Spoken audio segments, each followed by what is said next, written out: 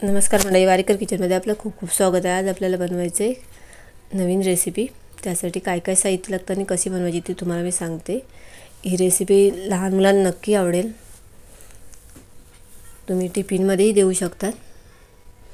त्यासाठी एका कढईमध्ये तेल घेतलं, तेल गरम झाल्यानंतर त्यामध्ये एक कांदा घेतलाय बारीक चिरलेला। तर कांदा थोडासा लालसर व्हायला द्यायचा आहे। त्यामध्ये शिमला मिरची, आता अर्धी शिमला मिरची घेतली आणि किसलेलं गाजर अर्ध। एवढं मिश्रण आपण एकजीव करून घ्यायचं आधी व्यवस्थित। त्यामध्ये चवीनुसार मीठ, तर मीठ टाकल्यानंतर परत ते मीठ सर्व लागलं पाहिजे यासाठी एकदा ढवळून घ्यायचं। आणि शेजवान चटणी, इकडे मी एक छोटा चमचा शेजवान चटणी घेतली। तुम्हाला जर तिखट पाहिजे असेल तर तुम्ही थोडासा जास्त वापर केलात तरी चालेल। तर ही आपल्याला पहिली भाजी तयार करून घ्यायची आहे। ही भाजी आपली 5 ते 10 मिनिटात चांगली शिजेल। ही आपली भाजी तयार झाली। आता इथे आपण चपाती घेऊया। ही आपली चपाती घेतली, यासाठी 2 चपात्या लागणार आहेत आपल्याला। तर एका चपातीमध्ये पहिलं बटर लावून घ्यायचं व्यवस्थित। तर बटर लावल्यानंतर त्यामध्ये टोमॅटो केचप टाकून, तर हे व्यवस्थित चपातीला लागलं पाहिजे सर्वत्र। असे आपण दोन्ही चपातीला लावून घ्यायचं, एकाच नाही। व्यवस्थित लागल्यानंतर जी आपण भाजी तयार केली होती ती भाजी आपण मधोमध ठेवायची आणि ही भाजी सर्वत्र लागली पाहिजे पूर्ण चपातीला।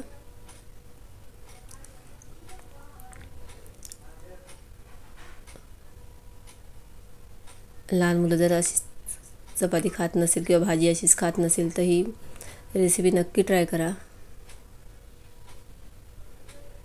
तुम्ही मुलांना किंवा मोठ्या माणसांनाही देऊ शकतात नाश्त्यासाठी किंवा टिफिनमध्येही।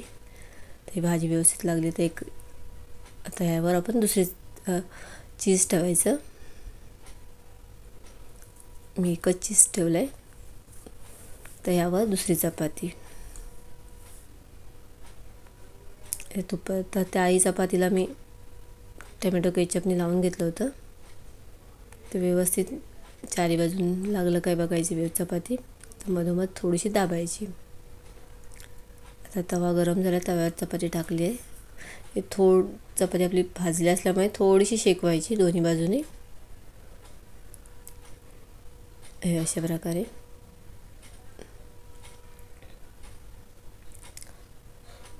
आणि त्याच्यानंतर सुरीने त्याचे 4 भाग करायचे। लहान मुलं जर पिझ्झा मागत असेल तर असा पिझ्झा नक्की करून द्या चपातीचा, तर नक्की आवडेल। केल्यानंतर मला कमेंट बॉक्समध्ये नक्की सांगा की कसा झाला तो। व्हिडिओ आवडला लाईक करा, शेअर करा आणि कमेंट करायला विसरू नका। व्हिडिओ बघितल्याबद्दल धन्यवाद।